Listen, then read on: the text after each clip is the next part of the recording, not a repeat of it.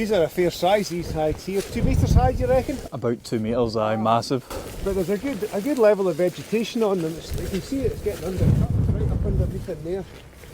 Yep. Aye, that's going to pull across quite nicely, isn't it? Aye, it's just been eroded with the deer and the wind.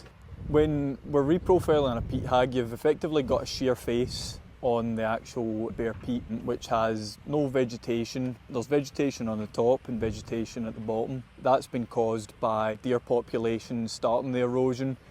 We're looking at the first stage of a 406 hectare restoration project that encompasses the whole Katrine catchment area. We're above Loch Katrine, the reservoir that supplies most of Glasgow with its water, and we're running right round in a clockwise direction and then over to the west up towards Ben Lomond and Loch Arklet.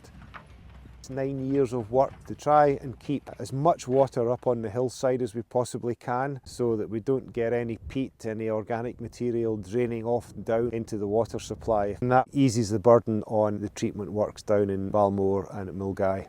There is a big problem with deer coming into the Scottish water catchment. Over the years, the deer that have come in from the uncontrolled estates around us have trampled the vegetation. That's led to the vegetation being washed out and exposing vast areas of open peat, which are emitting huge quantities of carbon.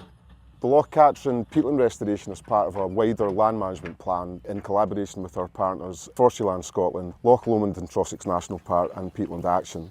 The land management plan sets out to increase biodiversity through woodland restructuring and regeneration, and the 10-year plan sets out to deliver a world-class sustainable drinking water catchment.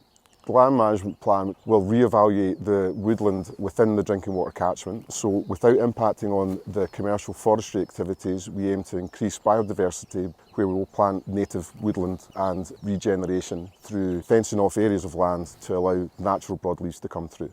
Commercial woodland is still a very important part of the economic activity, particularly of this area, so we still want to protect that so we can still get timber into the market. However, there's always space for increased biodiversity through native broadleaf woodland planting.